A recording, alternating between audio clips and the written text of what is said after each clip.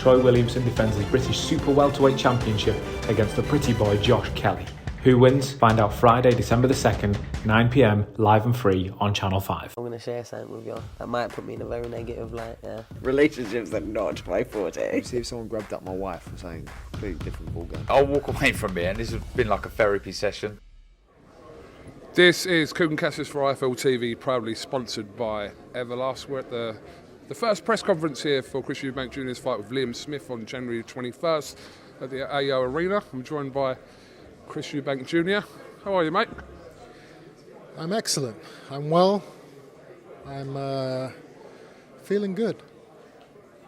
Quick question. When you were eating that bucket of KFC, whichever show it was a few months ago, was there any talks with KFC at the time? You know what? I have to give it to you, Cook, and I think that interview actually propelled me into the KFC, into their view, into the spotlight. Hold on, we need to get this guy on the team. You know, that's where this has all started from. So, now we are partners. Now I'm being sponsored by them. Now I get unlimited KFC whenever I want. So, yeah. No worries. So I can't get in on that at all? No, you can't get it on the chicken. I might be able to get one of these jackets, but the chicken is solely for me. So if you walk into any KFC anywhere in the country, I'm assuming it just applies to the UK, you can show them your jacket or something, and you can get like a free zinger or something. Yeah. Absolutely. Bargain buckets, the hot spicy wings, the beans. And these are all great sources of protein and carbs, you know, which is what a fighter needs leading up to fried chicken, yeah. Well, yeah, I mean, listen, it's energy, right? It's fuel. I'm training so hard every day, so I need to burn those calories.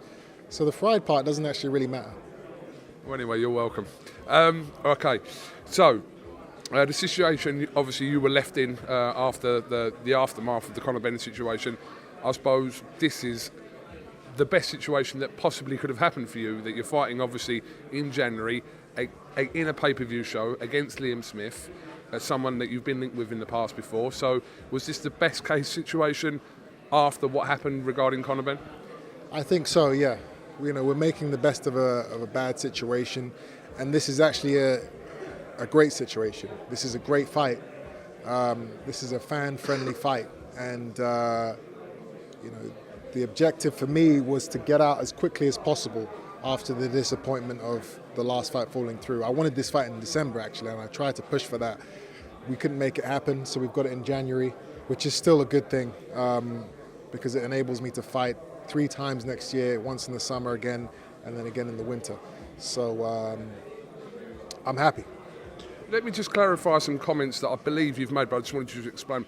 Did you say that Liam Smith's opponents haven't been on your level? Did you say that, or do you want to clarify some comments that have been made allegedly about that?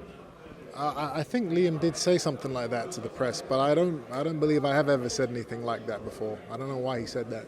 Yeah, because it would confuse me for you to say that when you know he's been in with the likes of Canelo and Jaime Munguia and these guys that.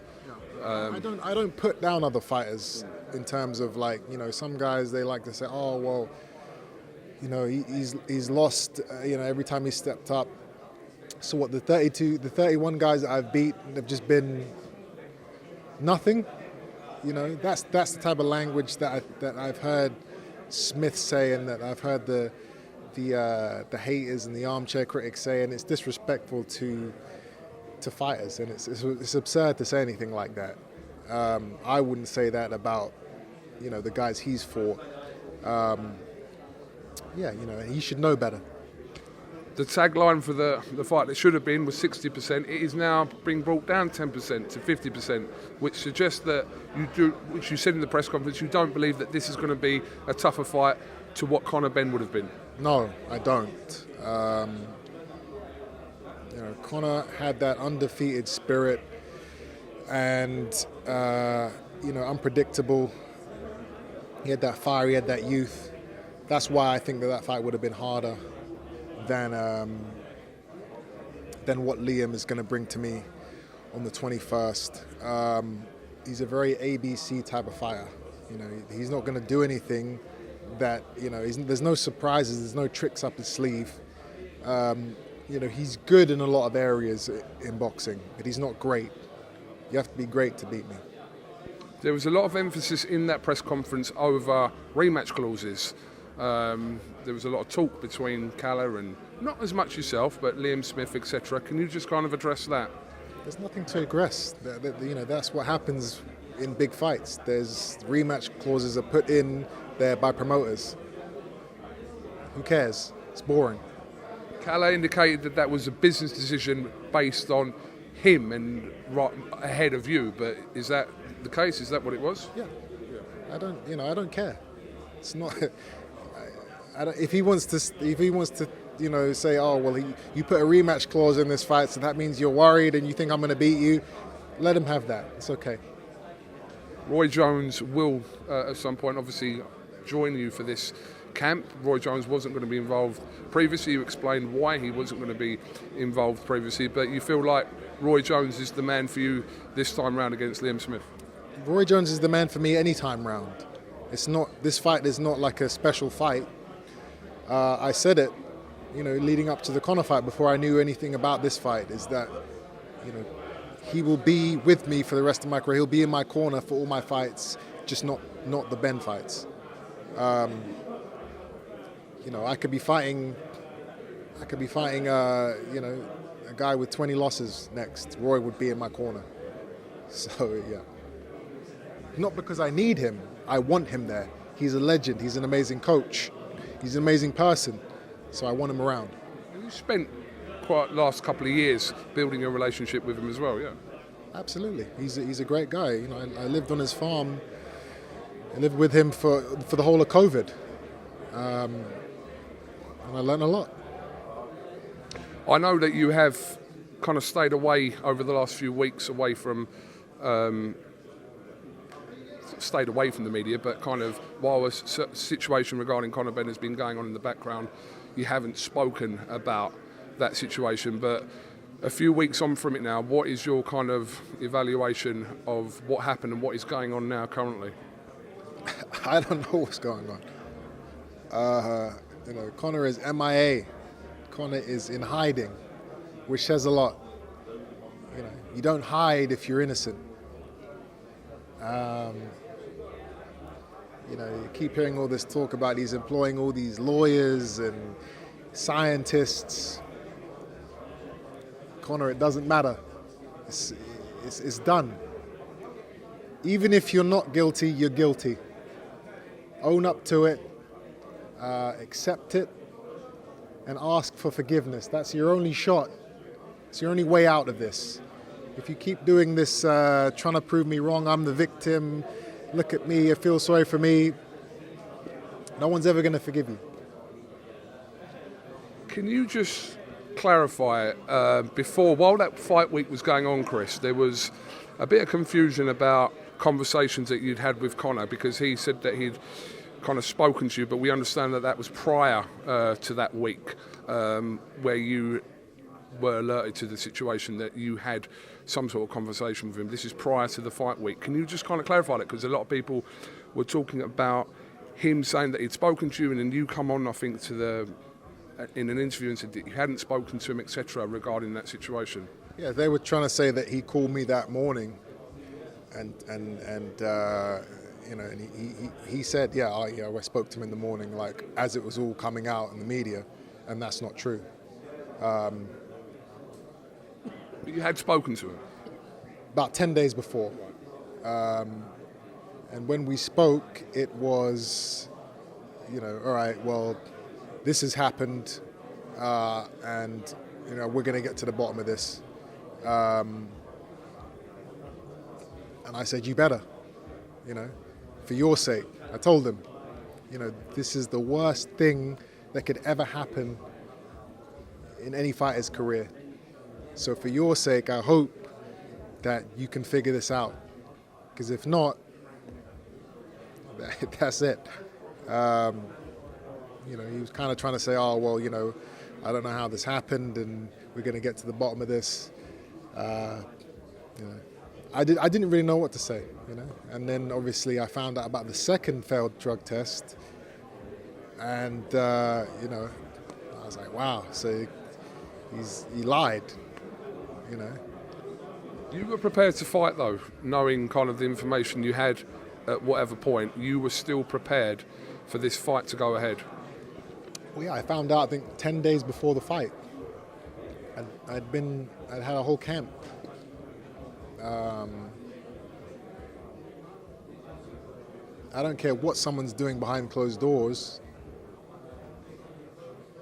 I've worked too hard. You can't beat me. That's my mindset as a fighter. Is that wrong? Maybe it is.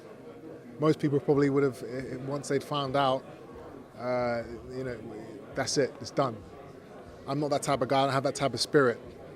And it's not up to the fighters to cancel fights, and you know, that's up to the board, that's up to the promoters, and that's up to the managers, the people that control the sport. It shouldn't be left to the fighters, because as fighters, we just want to fight. Knowing what you do now, I don't know what information you know and what you do know and what you don't know, but do you believe Conor Benn? Yes or no? Do I believe what? Do you believe the reasonings to why regarding contamination in the 2 interviews he's given to national newspapers over the last few weeks, which I'm sure you would have seen or seen snippets of, etc. But do you believe that there hasn't been any kind of intentional wrongdoing in Conor Benn's case? I'd like to believe it. You know, when I first heard about it, in my mind I was like, all right, well, there has to be a mistake here. You know, I'll give you the benefit of the doubt. When you fail 2, which is what apparently he's done, it's hard to believe anything that is not hands up, I'm sorry. And even if that is the case, even if there is a non-guilty verdict, he's still guilty in the eyes of the people and the public. That asterisk, that stain is always next to his name or on his name. It doesn't matter how much money you pay for your lawyers and for your defense team and your scientists. You got caught cheating. That's the public opinion, and that will never change. Do you believe you two will one day fight in the future? I think so. I hope so. Now we have our own story. Now we have our own reasoning for wanting to fight. Now it isn't just, oh, well, you know, your fathers fought, so now you guys should fight. Now we have our own thing. Now we have our own score to settle. Okay, well, just finally, let's bring it back to Jan 21st at the AO Arena on Sky Sports box office. Yourself and Liam Smith will go at it. I'm assuming this will sell out very quickly. Chris, what happens on January 21st in Manchester? What happens? God, you guys and your predictions, man. Don't you get bored of asking that question? What's going to happen on the night? Are you going to knock him out? Don't you get bored of saying that? What, have you got every single one of your predictions correct over the years? No, but I'm just saying it's such a boring question. It's like, you know, my predictions are I'm going to have a fight. I'm going to go in there in front of thousands of people. I'm going to fight another man, and I'm going to get hurt, and I'm going to hurt him, and we're going to entertain the public. You know, and it's going to be a fight that I think is going to be able to be rewatched for years to come, just because of the stars we have. I think this is going to be the funnest fight I've had in a long time, in many years, just because of how he fights. You know, I love all that inside fighting and, you know, looking for the openings and, you know, that game, that inside game, which he likes to do, which you can't do with a lot of guys. A lot of guys either don't have the skill set or they don't want to stand in front of you. Smith, that's what he is. That's what he does. So, yeah, my prediction is that we're going to go in there, we're going to have a fight, and it's going to be fun. Here's a better question to end on. Who wins out of Canelo and Lionel Messi? In what? Football? Have you not seen? Have you not seen their little bit of back and forth on Twitter? No, I have not seen that. Oh, right, okay. There's no point me going on about it then if you haven't seen it. But I mean, yeah, in a football match, yeah, Messi wins. I mean, I don't know why. How could they have gone back and they've forth? been going on. I don't know where you've been over the last 48 hours, but I'm not a social media guy. I don't check people's pages and go into the whole what's the latest craze and what's the latest news. I don't really do that. If I'm ever on social media, I'm just letting my fans know what I'm doing, and then I'm off. I'm just living life because it's an addiction. I used to kind of get into that. You'd sit down on Instagram and you'd be going through people's pages and watching the videos and the stories and the pictures, and all of a sudden it's 5 hours have gone by. And you're like, what the hell? I've just wasted my day, or I've just wasted 5 hours of sleep when I should have been sleeping because I'm on social media. That was years ago, and I just stopped doing it because it's no good. It's no good. And now, yeah, and this is exactly why, because I got stuff like this, Messi versus Canelo. I don't want to be looking at that. There's a bit of tongue in cheek there. I assumed you to know the story, but yeah. No, I stay away from all that. I'm real. I live life. I want to see things. I want to be around people and real things, not who would win in a fight between a footballer and Canelo. Yeah, it wasn't a serious question, obviously, and I know you take a lot of interest in Canelo because you've called him out many a time, so that's why I assumed. That's a great fight. That fight, it has to happen. Who else is he going to fight now? He wants to fight in Britain. Who else is there? Let's get it on, man. Let's do this. You need to be tested. And you're not going to fight your Mexicans because you're worried about, I don't know, what's the reason he doesn't fight Mexicans again? I don't know the specific reaen to say here on camera, but from what he said. I'm English and Jamaican, so you can fight me. It's chalk. It's very plain and simple. He wants box office. He wants money. He can't fight GGG again. No one wants to see that. Let's go, baby. I'm here. I'm ready. Right, before that, January 21st is your focus, obviously. Absolutely. First, we've got to get rid of Liam Smith. And, yeah, I'm looking forward to this one. Like I said, I think this is going to be the most fun I've had in a fight in many years. Chris Eubank Jr., thank you very much for your time as always, and we look forward to 8 weeks' time at the AO Arena in Manchester. Have you got anything else you'd like to add? No, I do not. Thank you very much for your time. Okay.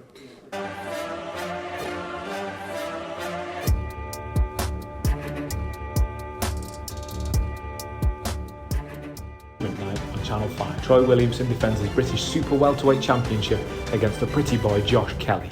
Who wins? Find out Friday, December the 2nd, 9 p.m, live and free on Channel 5. I'm going to share something with you that might put me in a very negative light, yeah. Relationships are not my forte. See if someone grabbed up my wife and saying completely different ballgame. I'll walk away from it, and this has been like a therapy session.